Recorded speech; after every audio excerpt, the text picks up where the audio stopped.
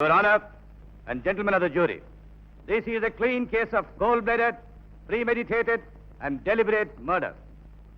Prosecution తరఫు సాక్ష్యాలన్నింటినీ విన్నారు.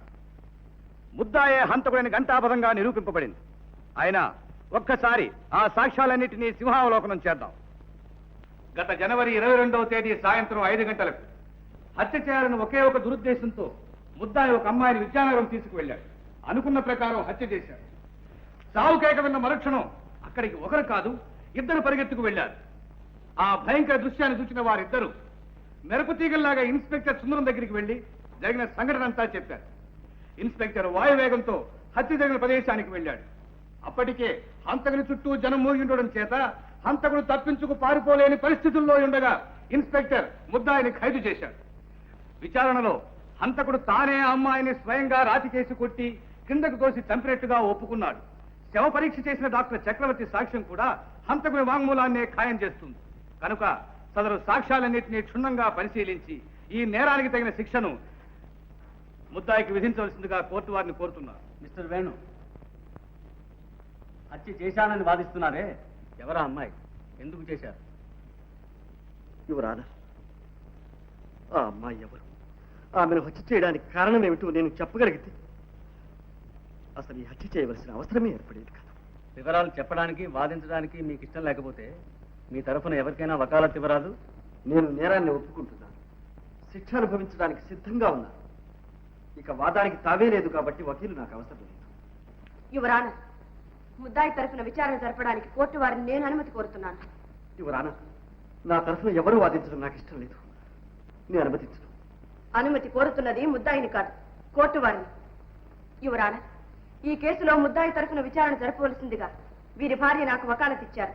ఆ వకాలతను అనుసరించి నేను ఇప్పుడు అపీల్ అవుతున్నాను. yes, you can proceed. Your honour, prosecution తరఫున సాక్షులందరినీ క్రాస్ ఎగ్జామిన్ చేయడానికి కోర్టు వారు అనుమతించాలి. yes. ఇన్స్పెక్టర్ గారు, హత్య చేయబడిన అమ్మాయి ఎవరు? తెలీదు. ఏ ఊరు? తెలీదు. పేరు? తెలీదు. ఆ అమ్మాయికి ముద్దాయికి ఏమిటి సంబంధం? ఇంతవరకు తెలియదు. అంటే హత్య చేయబడిన అమ్మాయిల గురించి ఈ నిమిషం వరకు మీకేమీ తెలియదన్నమాట. చేయవలసిన విచారణలు ప్రకటనలు అన్నీ చేశాం. ఆమెకు అయిన వాళ్ళు కానీ బంధువులు కానీ ఎవరూ ఉన్నట్లు లేదు. అందువల్ల ఆమె అనాథని తీర్మానించాం. అంతకంటే ఇంకేమీ తెలియదు. మరి ఏమీ తెలియకుండా ముద్దాయి హంతకుడిని ఎలా తీర్మానించారు, ఎలా ఖైదు చేశారు? అదే హత్య చేశాను ముద్దయ్య ఒప్పుకున్నాడు. అదిగాక హత్యాస్థలం నుంచి ఇద్దరు మనుషులు నా దగ్గరకు వచ్చి రిపోర్ట్ ఇచ్చారు. ఏమని? ఒక అమ్మాయిని ఎవరో హత్య చేశారని, హత్య చేసిన వాడు పక్కనే ఉన్నాడని, వాళ్ళు కళ్ళారా చూశారని చెప్పారు. మరుక్షణంలోనే నేను వెళ్ళి ముద్దాయిని అరెస్ట్ చేశాను. అలాగా? అంటే మీరింట్లో యూనిఫారం లోనే ఉన్నారన్నమాట. మామూలు దుస్తుల్లోనే ఉన్నాను. ఆ దుస్తుల్లోనే వెళ్ళారా? లేదు, యూనిఫారం వేసుకునే వెళ్ళాను. వేసుకుని అంటే వాళ్ళు వచ్చి చెప్పిన తర్వాతనేగా? అవును. దుస్తులు మార్చుకోవడానికి మీకు ఎంత టైం అయింది? 10 నిమిషాలు. హత్య జరిగిన స్థలానికి మీ ఇంటికి ఎంత దూరం? దాదాపు 2 మైళ్ళు ఉంటుంది. ఈ 2 మైళ్ళు వెళ్ళడానికి మీకు ఎంత టైం పట్టింది? సుమారు 20 నిమిషాలు ఉంటుంది. దుస్తులు మార్చుకోవడానికి 10 నిమిషాలు, హత్య జరిగిన చోటికి వెళ్ళడానికి 20 నిమిషాలు, మొత్తం 30 నిమిషాలు. అంటే అరగంట తర్వాతనే మీరు ముద్దాయిని చూశారు. అవును. మరుక్షణమే ఖైదు చేశానని చెప్పారే? అంటే నేను అక్కడికి వెళ్ళిన మరుక్షణమే అని నా అభిప్రాయం.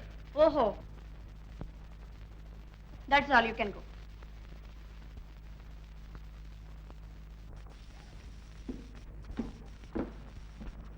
ఏమయ్యా, ఒక్కడిని పిలిస్తే ఇద్దరు వచ్చారు?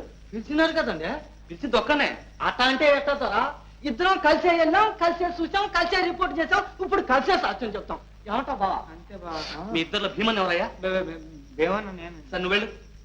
బావే, మన జడ్జి గారు చాలా మంచి అయినట్టుగానే నువ్వు ఉండదు చూసింది చూసినట్టు చెప్పేసిరా అంతే. ఏం భయం లేదు. నేను ఈ గడపకాడ ఉంటా. గడపకాడ ఉంటావా? ఉండదు మరే. వెళ్ళవయ్యా, వెళ్ళు వెళ్ళు. చెప్పు. దేవుని ఎదుట ప్రమాణం చేసి, దేవుని ఎదుట ప్రమాణం చేసి, పరమాణం చేసి నిజమే చెబుతాను. నిజమే చెప్తాను, అబద్ధం చెప్పను. అయ్యి బాబోయ్, తప్పు కదంటండి. చెప్పు చెప్పు. అబద్ధం చెప్పను. అబద్ధం చెప్పను. ఇదిగో చూడు, కూలీ జరిగిన రోజున నువ్వు ఆధారనే వెళ్ళినట్టు చెప్పావు. నేను ఒక్కనేనంటండి, మా బామ్మద్దు కూడా వచ్చాడండి. అది సరే, ఆ వేళప్పుడు ఆ దారిని ఆ చోటికి ఎందుకు వెళ్ళినట్టు? అదేంటి అమ్మగారు, మేము పొలం నుంచి వచ్చే దారి అదే కదండి. ఓహో, అవునా అండి? వస్తుంటే ఒక ఆడ కూతురు కేక వినిపించిందండి. అనిపించిందా అండి? ఏంట్రా ఇదని చెప్పేసి ఆ పలంగా దగ్గరగా వెళ్ళి చూసామండి. ఏం చూశారు? ఇంకేముందండి, ఒక ఆడకూతురు చచ్చి పడి ఉందండి, చుట్టూ రక్తపు ఎల్లు అండి. తర్వాత ఇంకేముందండి, ఇదేదో కొంప ములిగింది అని చెప్పి ఒక కొరకని ఇన్స్పెక్టర్ గారి ఇంటికి పరిగెత్తుకెళ్ళి చెప్పేశామండి. ఏం చెప్పారు? ఏం చెప్తామండి, చూసిందే చెప్పామండి. ఆ గుట్ట పక్కన ఒక ఆడ మనిషి చచ్చి పడి ఉందండి, చంపినైనా ఆ పక్కనే ఉన్నాడు అని చెప్పామండి. ఆ చంపినైనా ఎలా చంపాడు? కత్తితో పొడిచాడా? కాదండి. తుపాకీతో కాల్చాడా? అబ్బే, మరి ఎలా చంపాడు? అదేంటండి అమ్మగారు, ఎలా చంపారని మమ్మల్ని అడుగుతారేంటండి? మేము చంపేటప్పుడు మేమన్నా కళ్ళతో చూసామా అండి? మరి చూడకుండానే చంపిన ఆయన పక్కనే ఉన్నాడని ఎలా చెప్పావు? అవునండి, ఎలా చెప్పామండి? ముందు చెప్పు, ఎలా చెప్పావు? అడుగానండి, ఆయన ఉన్నాడు అండి, బిక్కు బిక్కుమని బెత్తర చూపులు చూస్తా ఆ పక్కన నిలబడి ఉన్నాడండి. నిలబడి ఉంటే ఒళ్ళంతా ఒకటే రకత మరకలండి. రకతం ఎలాగా ఉంది కదా, ఈయనే దంపుంటాడని చెప్పేసి మేము తీర్మానం చేసుకునండి మేము చెప్పేసామండి. ఓహో, మీరు నిలబడి ఉన్న చోటికి శవం ఉన్న చోటికి ఎంత దూరం ఉంటుంది? ఎంత ఉంటుందిలే అండి, నేను ఇక్కడ ఉన్నానా అండి? అదిగోండి ఆ తలపాకు చుట్టుకున్న వకీలయ్య గారు లేరండి, ఆయనే పీనుగా. అయితే మీరు చాలా దగ్గరలోనే ఉన్నారన్నమాట. అంతే కదండి. మరి శవానికి అంత దగ్గరలో ఉన్న మిమ్మల్ని చూసిన కొందరు మీరే ఖూనీ చేశారని చెప్పారే? అయ్యో బాబోయ్, దేవుడు సాక్షండి, మీతోడు మేం కాదండి అమ్మా. సాక్షిని ముద్దాయిగా నిరూపించడానికి ప్రయత్నించడం చట్టవిరుద్ధం. Mister Anandrao, you need not educate the court. Thank you, your honour. Yes, you can proceed. Thank you. ఏ మీరేనా ఖూనీ చేసింది? లేదండి అమ్మా, మేం కాదండి అమ్మా, ఊరికి తమాషా చూస్తా నుంచున్నామండి. మీలాగే ఆయన కూడా తమాషా చూస్తూ ఉండొచ్చుగా. ఉండొచ్చు. Very good. ఇలా రావయ్యా. శవాన్ని చూసిన వెంటనే మీరు తిన్నగా ఇన్స్పెక్టర్ గారింటికి వెళ్ళారు, అంతేగా? లేదమ్మా, ముందు స్టేషన్కి వెళ్ళామండి, స్టేషన్ లో ఇన్స్పెక్టర్ గారు లేకపోతే ఆ పలంగా ఇంటికి వెళ్ళామండి. ముందు స్టేషన్కి వెళ్ళి ఆ తర్వాత ఇన్స్పెక్టర్ గారింటికి వెళ్ళడానికి మీకు ఎంత టైం పెట్టింది? ఎంతండి, ఒక అర్ధగంట పట్టి ఉంటుందండి. సరే, నువ్వు వెళ్ళొచ్చు. నమస్కారం తల్లి. డాక్టర్ చక్రవర్తి గారు, మీరిచ్చిన శవ పరీక్ష రిపోర్టులో శవం మీద కత్తితో పొడిచిన గాయం ఉన్నట్టు రాశారు. అవును. అయితే కత్తితో పొడిచింది ముందా, కొండ మీద నుంచి పడదోసింది ముందా? కత్తిపోటే ముందై ఉండాలని నా అభిప్రాయం. కారణం? అంత ఎత్తైన కొండ మీద నుంచి పడద్రోసిన తర్వాత మనిషి బ్రతికుండడం అసాధ్యం. చచ్చిపోయిన తర్వాత శవాన్ని కత్తితో పడవలసిన అవసరం లేదు. ఒకవేళ ఆవేశంలో పొడిచాడనుకున్నా శవం నుంచి రక్తం రావడం అసంభవం. అంటే కత్తిపోటు వల్ల ఏర్పడ్డ గాయం నుంచి రక్తం వచ్చిందంటారు? అవును, చాలా ఎక్కువగా వచ్చింది కూడా. Your honour, please note this point. You can go. Thank you. Your honour, మెరుపు తీగల్లా ఇద్దరు మనుషులు పరిగెత్తారు, వాయువేగంతో ఇన్స్పెక్టర్ వచ్చి ముద్దాయిని ఖైదు చేశారు అని అతి చమత్కారంగా జరిగిన కాలాన్ని సంగ్రహించి జరుగుని నేరాన్ని సమర్థించి తన సామర్థ్యాన్ని రుజువుపరచుకోవడానికి అన్ని విధాలా ప్రయత్నించారు మన పబ్లిక్ ప్రాసిక్యూటర్. కానీ హత్య జరిగిన గంట సేపటికి గానీ ఇన్స్పెక్టర్ ముద్దాయిని అరెస్ట్ చేయలేదు. ఉద్దేశపూర్వకంగా హత్య చేసి నేరాన్ని ఒప్పుకుని శిక్షను అనుభవించడానికి సిద్ధపడిన వాడైతే వెంటనే పోలీస్ స్టేషన్కి వెళ్లి తనకు తానే పట్టుబడతాడు. అంతేకాని హత్య చేసిన తర్వాత అదే స్థలంలో 1 గంట సేపు ఇన్స్పెక్టర్ రావాలి, ఈ దృశ్యాన్ని చూడాలి, తనను ఖైదు చేయాలి అని ఎంత తెలివి తక్కువ వాడైనా అలాగే కూర్చుని ఉంటాడా? ఎందుకు కూర్చుని ఉంటాడు?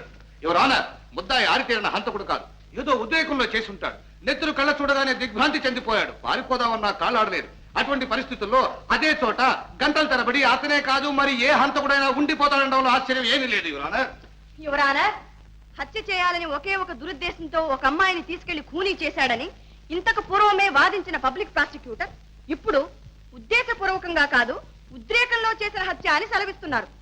యువర్ ఆనర్, కొండ మీద నుంచి క్రిందకు పడదోసి హత్య చేసినట్లుగా ముద్దాయితో సహా అందరూ వాదిస్తున్నారు. కానీ శవం మీద కత్తిపోటు ఉన్నట్లు డాక్టర్ గారు చెప్తున్నారు. అయితే పొడిచిన ఆ కత్తి ఎక్కడ? పొడిచినది ఎవరు? ఈ ప్రశ్నలకు సమాధానమే లేదు. సమాధానానికి ప్రయత్నిస్తే కేసే లేదు. ఈ సంగతి తెలిసే పబ్లిక్ ప్రాసిక్యూటర్ తన అమోఘమైన అనుభవాన్ని, వాగ్ధాటిని, చాతుర్యాన్ని ఉపయోగించి ఎంతో తెలివిగా ఈ విషయాన్ని విస్మరించారు, కప్పిపుచ్చారు. యువర్ ఆనర్, వాటిని విస్మరించడం లేదు, కప్పిపుచ్చడం లేదు. డాక్టర్ చక్రవర్తిని రీఎగ్జామిన్ చేయడానికి పర్మిషన్ కోరుతున్నాను. ఎస్ డాక్టర్, కొండ మీద నుంచి కింద పడేటప్పుడు కత్తి లాంటి ఒక రాయి గుచ్చుకుని ఉంటే అలాంటి గాయం పడే అవకాశం లేదా? కత్తి లాంటి రాయి ఎలా ఉంటుంది? Not question. అలాంటి రాయే ఉంటే ఉండడానికి వీల్లేదు. ఏమిటిది? రాయి కత్తిలాగా ఉందా లేదా? ఉంది. ఇలాంటి రాయే ఆ ప్రదేశంలో ఉండి కొండ మీద నుంచి కింద పడేటప్పుడు శరీరాన్ని గుచ్చుకుని ఉంటే కత్తిపోటు లాంటి గాయం పడే అవకాశం ఉందా లేదా? ఉంది. Thank you your honour. అందుచేత కత్తిపోటు వల్ల ఏర్పడినది అని ఇంతవరకు డిఫెన్స్ కౌన్సిల్ చేత వాదింపబడిన ఆ గాయం కత్తిపోటు వల్ల ఏర్పడలేదు, ఆ రాతి వల్ల ఏర్పడినది.